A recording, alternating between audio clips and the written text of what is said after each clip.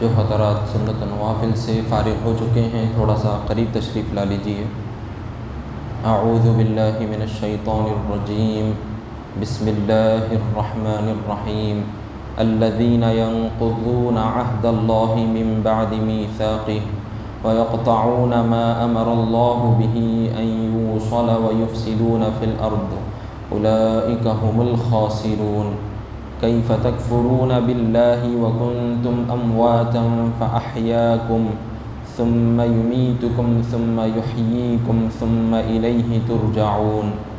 هو الذی خلق لکم ما فی الارض جمیعا ثم استوى الى السماء فسواہن 7 سماوات وهو بكل شیء علیم۔ صدق اللہ العظیم۔ محترم حاضرین کرام، ابھی جن آیات کریمہ کی تلاوت کی گئی ہے یہ پہلے پارے سورہ بقرہ کے تیسرے رکوع کی آخری آیتیں ہیں۔ اس سے پہلے کی آیت میں اللہ سبحانہ و تعالیٰ نے ان لوگوں کے اعتراض کا جواب ارشاد فرمایا جنہوں نے اس بات پر اعتراض کیا کہ اگر یہ کتاب اللہ کا کلام ہے تو پھر اس کتاب میں یعنی قرآن کریم میں مکھی مکڑی اس قسم کی مثالیں کیوں پیش کی گئی؟ تو اللہ تعالیٰ نے ان کے رد میں یہ بات ارشاد فرمائی کہ اللہ سبحانہ و تعالیٰ اس بات سے نہیں شرماتا، اس بات کی مثال دینے سے نہیں شرماتا کہ وہ مچھر کی مثال ہو یا اس سے بھی بالکل کمتر چیز کی مثال ہو، کیونکہ مثال جو دی جاتی ہے وہ سامنے والے کے ذہن میں بات کو اچھی طرح بٹھانے کے لیے مثال دی جاتی ہے، اور پھر مثال موقع محل کے لحاظ سے مثال دی جاتی ہے، اور اسی طرح سے جس چیز کی مثال دی جا رہی ہے اس کی کتنی اوقات ہے، اس کی کتنی حیثیت ہے، کتنی اوقات ہے، تو اس کی اوقات کے لحاظ سے ویسی ہی مثال دی جاتی ہے، یعنی جیسے کو تیسا۔ تو یہ دیوی دیوتاؤں کی، یہ مورتیوں کی جو مثالیں پیش کی گئی ہیں مکڑی کے ذریعے سے یا مکھی کے ذریعے سے، تو ان کی کوئی حیثیت نہیں۔ جو انسان اللہ کو چھوڑ کر یہ مورتیوں کی پوجا کر رہے ہیں، یہ دیوی دیوتاؤں کو مان رہے ہیں، آخر ان کی کیا اوقات ہے، ان کی کیا حیثیت ہے؟ تو لہٰذا ان کی اوقات بتلانے کے لیے ان کے جیسے ہی مثال پیش کی گئی۔ اب اس سے فائدہ کون اٹھاتے ہیں؟ جو ایمان والے ہیں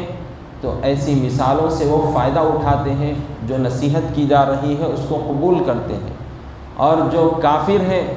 ان کے سامنے اب ایسی مثالیں لاکھ پیش کی جائیں تو وہ اس سے نصیحت حاصل نہیں کرتے، اس سے فائدہ نہیں اٹھاتے، بلکہ اور ہٹ دھرمی پر اتر آتے ہیں اور الٹے سیدھے بیکار کے سوالات اعتراضات کرنے لگ جاتے ہیں۔ تو الغرض اللہ رب العزت ایسی مثالیں جو پیش فرماتا ہے تو ایسی مثالوں کے ذریعے سے اللہ تعالیٰ بہت سے لوگوں کو ہدایت عطا فرماتا ہے، یعنی جو اس سے نصیحت قبول کرنا چاہتے ہیں، ذرا سوچتے ہیں تو اللہ تعالیٰ ان کو ضرور ہدایت عطا فرماتا ہے، اور جو گمراہیت اختیار کیے ہوئے ہیں ان مثالوں سے نصیحت حاصل نہیں کرتے بلکہ اور الٹا ضد اور ہٹ دھرمی دکھاتے ہیں تو اللہ تعالیٰ ایسوں کو گمراہ فرما دیتا ہے، اور جو اللہ کی نافرمانی کرنے والے ہیں، جو اللہ کی اطاعت سے نکل گئے ہیں تو اللہ تعالیٰ ایسوں کو گمراہ فرما دیتا ہے، ہلاک فرما دیتا ہے۔ اب یہاں پر ایک فاسقین کا لفظ ذکر کیا گیا تھا جس کے متعلق کل بھی ہم کچھ باتیں عرض کر چکے ہیں کہ فاسق قرآن کریم میں جو لفظ استعمال ہوا ہے اکثر طور پر کفار کے لیے استعمال ہوا ہے، یعنی جنہوں نے کفر کیا ہے ان کے لیے استعمال ہوا ہے، بعض مرتبہ جو بڑے گناہگار ہیں ان کے لیے بھی استعمال کیا گیا ہے۔ تو الغرض اس کے مختلف معنی ذکر کیے گئے ہیں۔ اب ان میں سے فاسق اس گناہگار کو کہتے ہیں فقہی اصطلاح میں، یعنی اسلامک لاء میں ٹرمز میں کیا استعمال ہوتا ہے؟ فاسق اس گناہگار مسلمان کو کہتے ہیں جو کھلم کھلا جو گناہ کرتا ہے اور توبہ نہیں کرتا، یا پھر چھوٹے چھوٹے گناہ کرتا ہے، معمولی سمجھتا ہے اور اس پر اڑا رہتا ہے یعنی عادت بنا لیتا ہے تو اس کو فاسق کہیں گے۔ فاجر ایک ہوتا ہے جو کہ کھلم کھلا کبیرہ گناہ کرتے پھرتا ہے، اس کو فاجر کہتے ہیں۔ اب یہاں پر اللہ تعالیٰ نے جو فاسقین ہیں ان کے متعلق اب یہاں پر ان کی کیا خرابیاں ہیں فاسقین کی ارشاد فرما رہا ہے۔ آج کی آیتیں یہ ہیں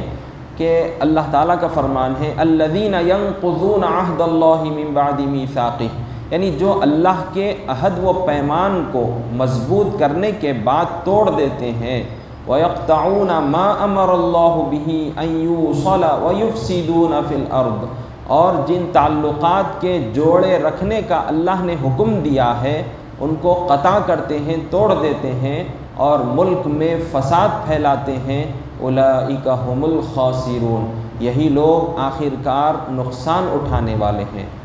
تو یہاں پر فاسقین کے متعلق بات ذکر کی جا رہی ہے کہ فاسقین وہ ہیں جو اللہ تعالیٰ کے عہد و پیمان کو توڑ دیتے ہیں۔ ایک وعدہ، ایک عہد تو یہ تھا کہ اللہ تعالیٰ نے جب عالم ارواح میں سارے انسانوں کی جب روحیں پیدا فرمائی، ان کو جمع کر کے اپنے رب ہونے کا ان سے اقرار لیا، ان سے سوال کیا الست بربکم، تو ساری روحوں نے وہاں پر میثاق میں عالم ارواح میں اللہ کی بارگاہ میں کہا قالوا بلا، کیوں نہیں، آپ ہی ہمارے رب ہیں۔ یہ وہاں پر عالم ارواح میں یہ وعدہ کر کے آئے تھے، لیکن یہاں جب زمین میں آ گئے، یہاں کی خواہشات میں پڑ گئے تو اس وعدے کو توڑ بیٹھے۔ بعض ایسے لوگ جو نافرمان اللہ کی اطاعت سے نکل گئے، اللہ کے حکم کی نافرمانیاں کی، اللہ کے وعدے کو توڑ دیے۔ دوسرے معنی یہ ذکر کیے گئے ہیں کہ جو پیغمبر دنیا میں تشریف لائے تو ان پیغمبروں نے نبی آخر الزمان صلی اللہ علیہ وسلم کے آنے کے متعلق اپنی قوموں کو آگاہ فرمایا، ان سے وعدہ لیا کہ اے میری قوموں، آخری پیغمبر تشریف لائیں گے، جب تم ان کا زمانہ پاؤ تو ان پر ایمان لانا، ان کی مدد کرنا۔ تو ہر کسی نے وعدہ کیا تھا اپنے اپنے پیغمبروں سے، لیکن آخر کار جب حضور نبی مکرم محمد مصطفیٰ صلی اللہ علیہ وسلم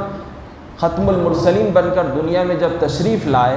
تو بعض لوگوں نے حضور کی نبوت کا، حضور کے رسول ہونے کا انکار کیا، جن میں سے سر فہرست یہودی تھے۔ یہودیوں نے حضرت موسیٰ علیہ السلام سے وعدہ کیا تھا کہ ہم آخری پیغمبر پر ایمان لائیں گے، لیکن جب حضور تشریف لائے تو ان یہودیوں نے حضور کے رسول ہونے کا انکار کر دیا، حضور کو رسول نہیں مانا۔ اس طرح سے انہوں نے اللہ کے اس وعدے کو توڑا جو قوموں نے اپنے اپنے پیغمبروں سے وعدہ کیا تھا، اپنے پیغمبروں سے کیے ہوئے وعدے کو توڑ دیا۔ پھر اسی طرح سے بتلایا گیا فاسقین کون ہیں، جن چیزوں کے کرنے کا اللہ نے حکم دیا ہے ان چیزوں کو توڑ دیتے ہیں۔ اللہ تعالیٰ نے رشتہ داری نبھانے کا حکم دیا ہے، تو فاسقین وہ لوگ ہیں جو رشتہ داریاں نہیں نبھاتے، رشتہ داریوں کو توڑ دیتے ہیں، اپنے ریلیٹیو سے لڑائی جھگڑے کرتے ہیں، ان سے دوریاں اختیار کرتے ہیں، تو گویا یہ بھی ایک قسم کے فاسق ہیں۔ اسی طرح سے اللہ تعالیٰ نے یہ بات کا حکم دیا کہ جتنے انبیاء علیہ السلام دنیا میں تشریف لائے ہیں ان پر ایمان لانا ہے، تو بعضوں نے کئی سارے انبیاء کو مانا، بعض کو چھوڑ دیا، تو یہ بھی فاسقین ہیں، یعنی یہ اللہ کے حکم سے نکل چکے ہیں، تو یہ گویا کہ ایک درجے کا کفر ہی ہو چکا ہے وہ۔ تو گویا بتلایا جا رہا ہے کہ اللہ نے یہ حکم دیا ہے کہ تمام انبیاء علیہ السلام کو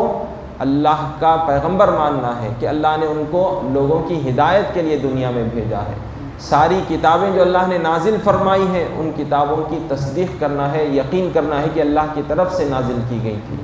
تو اللہ تعالیٰ نے انصاف کا حکم دیا، ان چیزوں کو ماننا ہے، لیکن فاسقین وہ لوگ ہیں جو عدل و انصاف نہیں کرتے۔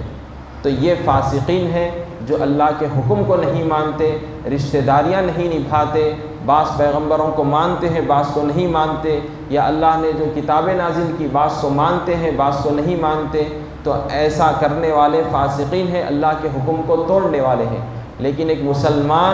ایک مسلمان کے لیے کیا چیز ضروری ہے کہ وہ اللہ کے حکم کا، اللہ کے وعدے کا پابند رہے، کبھی بھی کسی کے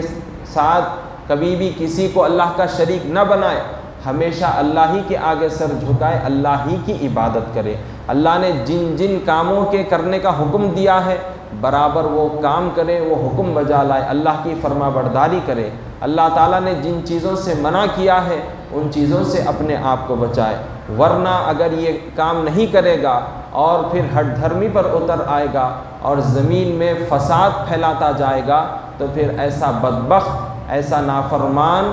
دونوں جہاں میں نقصان اٹھانے والوں میں شمار ہوگا۔ انشاءاللہ تعالی مزید آگے اور کچھ آیتیں ہیں، کل اس کی تفسیر ذکر کی جائے گی۔ وصلی اللہ تعالی وسلم علی خیر خلقہ سیدنا محمد وعلی آلہ واصحابہ اجمعین والحمد للہ رب العالمین۔